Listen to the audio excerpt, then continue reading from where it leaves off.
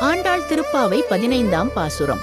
உள்ளே உறங்கும் ஒரு தோழிக்கும் வெளியே அவளை எழுப்ப வந்த தோழிகளுக்கும் இடையே நடக்கும் சுவாரஸ்யமான சொல்லாடல்.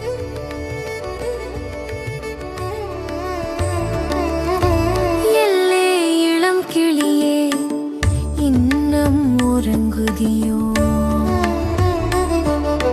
சில் என்றழையென்மின் நங்கை நீர் போதருகின்றே. எல்லே இளம் கிளியே, இன்னும் உறங்குதியோ?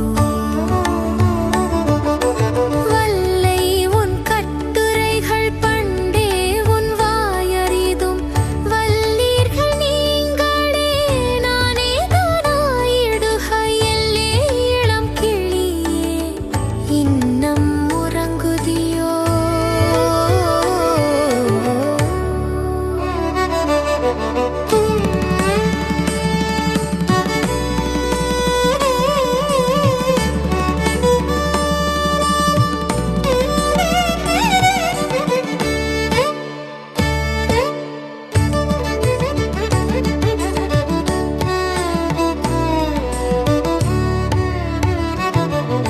வல்லை நீ போதாய், உனக்கென்ன வேறுடையே? எல்லோரும் போந்தாரோ போந்தார் போந்தெண்ணிக்கொள். எல்லே இளம் கிளியே, இன்னும் உறங்குதியோ?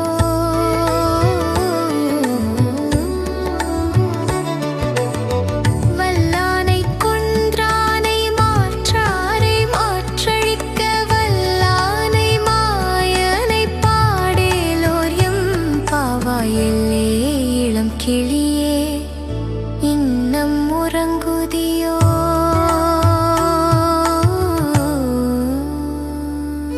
அடியே என் செல்லக்கிளியே, பொழுது விடிந்து வெகுநேரமாகியும் இன்னும் என்ன உறக்கம் உனக்கு? பெண்களே, உங்கள் கூச்சலால் என்னை இப்படி சீண்டாதீர்கள். இதோ இப்போதே வந்து விடுகிறேன். ஆஹா, உன் பேச்சின் சாமர்த்தியம்தான் எங்களுக்கு தெரியுமே. உன் வாய்ச்சொல் வீரத்தை நாங்கள் முன்னமே அறிவோம்.